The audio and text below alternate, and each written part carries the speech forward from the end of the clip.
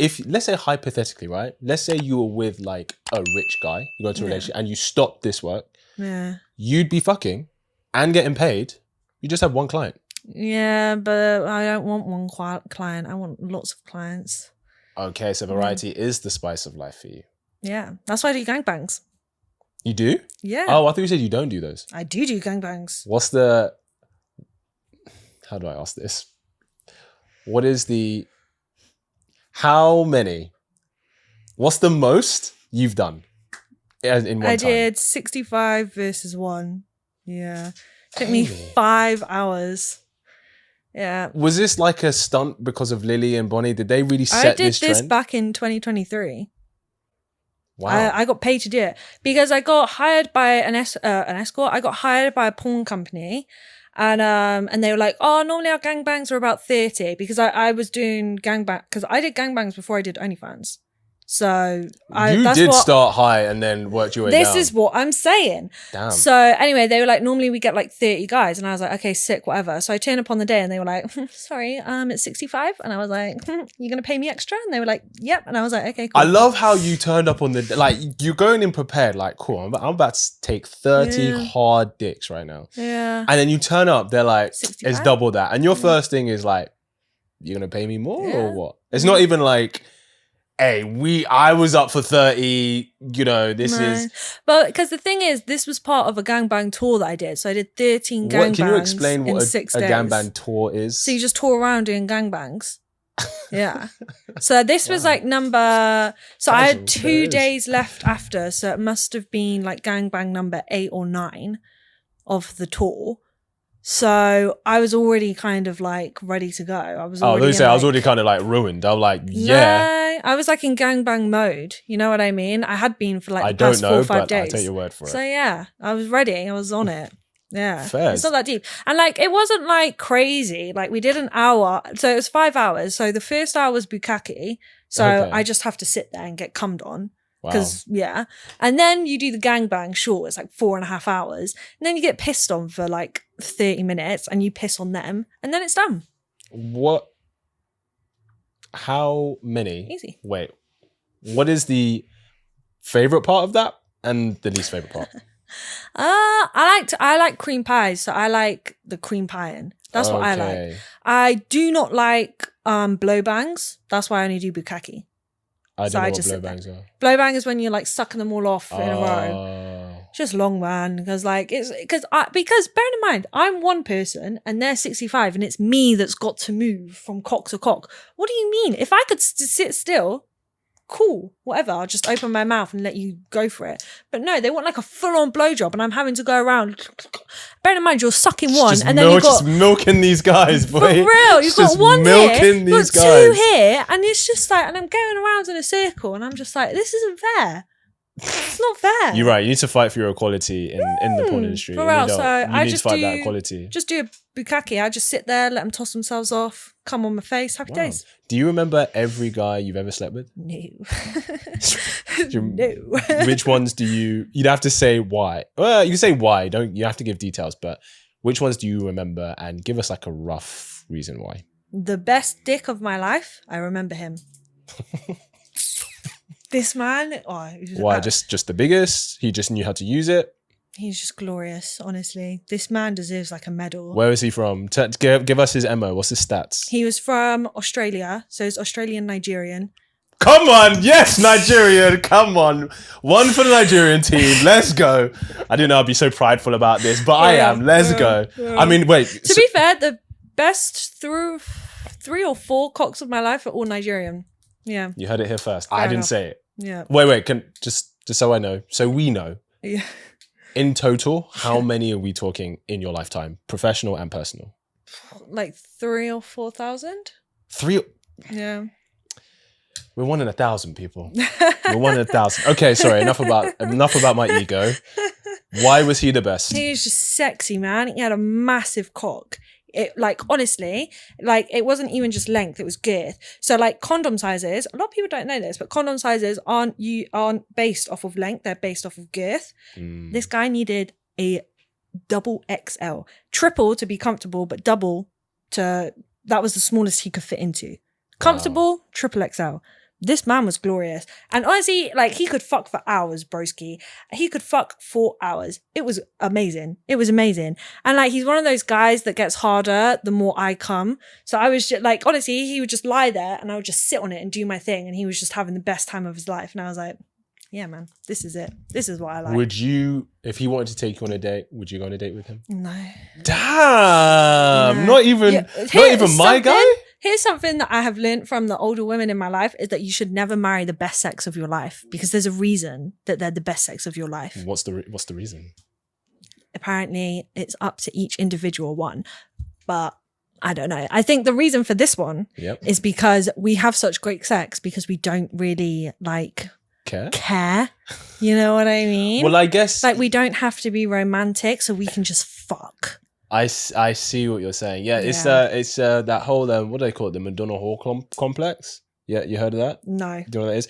So it's when like it's not uncommon that when guys who are married and their wives have children with them, of course, that he then struggles to get it up. This is what I'm saying. It's because he sees her as the mother of his children who he wants to protect.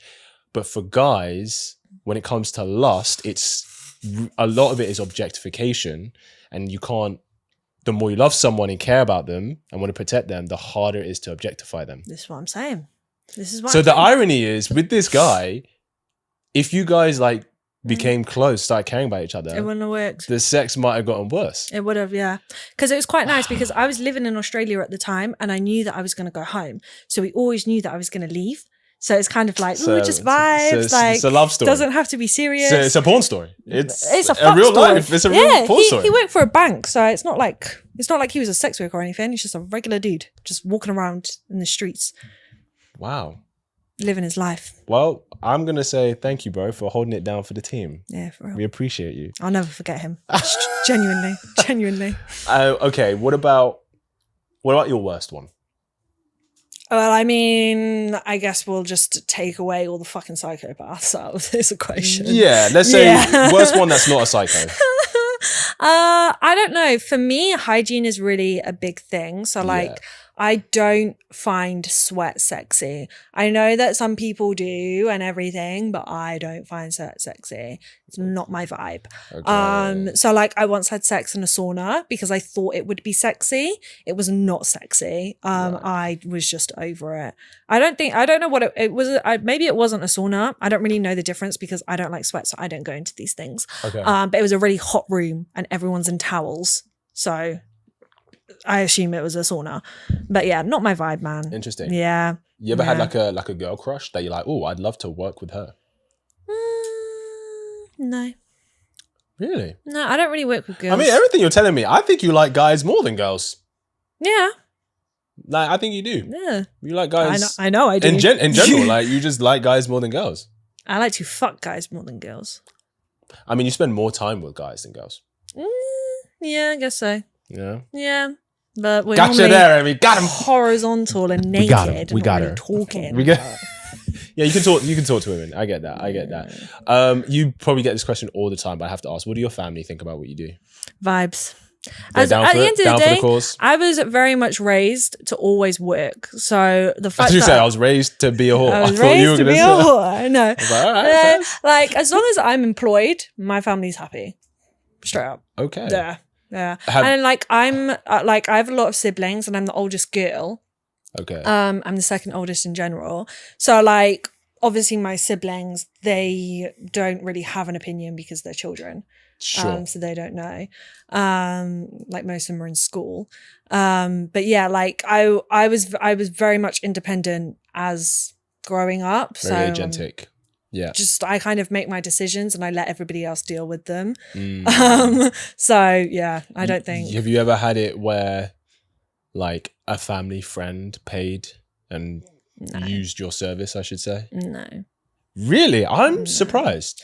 If they have, they haven't told me. But yeah. Would you if it was like a dad's friend? No, probably not. No. No, you wouldn't. No. Even if he was being very polite over messaging. I'm just not. I don't really like drama, and I feel like that could lead to drama. So I'm just gonna. He can go fuck another whore. There's so many whores. Just pick another one. For real. Just pick another one. But here's the thing. Part of it, the turn on for him is that not my it's problem. you. Not my problem. Not my problem. Not my problem to Well, fix. there's hey, she got some moral ground. We got some moral ground here. We found it. We got some moral ground. Yeah, I really just don't enjoy stress. Let me ask you something. Would you ever be in like a polyamorous relationship? No, absolutely not. They sound like hell. Really? Why? I don't even want to date one person, and now you want me to date like 4 people. Absolutely not. That's way too many people. I don't even have that many friends. Like, I'm not dealing with all of those emotions. Can you imagine trying to like set up a date night and you've got 3 boyfriends and 2 girlfriends? Like, fuck that, bro. Well, I was thinking maybe if you like the third of a couple. Maybe if I had 2 boyfriends. I could have 2 boyfriends. I could have 3 boyfriends. Okay. You wouldn't do like a boyfriend and girlfriend? What? A boyfriend and girlfriend? No, that's too much for me. I'm so sorry. So the girl's the issue? Yeah. Because I feel like with men, I don't need to really be emotionally attached to be there. You don't need to manage them emotionally. Yeah, and I don't have to really worry about their feelings. Whereas girls, you have to. Yeah, and I want to as well. Work. Yeah. And maybe that's why I don't have many friends either, because I don't like to deal with loads of people's like emotions and stress. It stresses me out. I get overwhelmed, I love how that's what overwhelms you. Yeah. Like 2 people, but 65 guys at the same time. Light just work. Cock and balls, man. Just light work. Just cock and balls. Once they nut, it's over. Like, that's true. What have you since you got into this? Because I guess you would have seen a side of men that the average woman probably never sees. So what have you learned about at least the men who engage in this? What have you learned about that? I think I don't think that I've learned anything about men that other women do not know. And I don't think I've learned anything about men that men do not know themselves. What I have confirmed from my line of work is that every single man has a violent undertone in them. Whether they choose to express that, whether they choose to enjoy it or not, whatever. Well, that's what I've learned. But what I've also learned is that a lot of men really are quite like, I don't know how to say this nicely. Go on. They're quite depraved. Like, I've never met anybody who doesn't have a kink that another person wouldn't find weird. Not necessarily me. I'm. Say that again. You've never met anybody. I've never met anybody who has a kink or something that they like that another person wouldn't find weird or gross or strange, whatever you want to say. So every guy that you've been involved with, he's had a kink that somebody. He's had something that people would be like, "That's kind of weird." You know what I mean? Sure. Yeah. That's what I've also learned. So I've learned that basically what that means is I've just learned that men are a little bit kinkier than they like to admit. Yeah. Do you think, because I think men don't think women are that kinky. Are women kinky? What do you think? Women are kinky as shit. Are they? At least I am. I don't fucking know about that. I mean, I don't know. The women that's spoken for. We know that. Me and the women in my life are kinky, but we can be more open about it. You mean like your friends not in this line of work? Yeah, exactly. My personal friends. Yeah. Okay. But what I think I'm trying to say is the women are more willing to tell their partner about their kinks than men are. Like, a lot of men will pay me because I offer quite a lot of niche kind of stuff. So a lot of them will pay me to do stuff that they don't want to ask their girlfriends for. Yeah, I think. Does that make sense? Yeah, I think there's 2 things happening there. I think one, because the Madonna whore complex as well. So maybe what he enjoys is very extremely objectifying and subjugating for the woman. And he probably thinks my girlfriend's not going to be open to that. But also, if I'm being honest, I think a lot of guys don't feel safe enough to express what they want to their girlfriends. Do you know what I mean? Yeah. And it's safer to pay and do it to a stranger because that stranger is not going to have any real influence in your life. Yeah.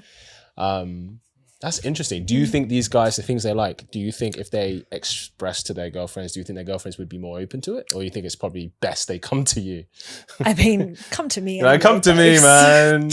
I'll sort you out. I don't know. It kind of goes back to what I say. Like, women are kinky, but they don't have that kind of same depravity that men do.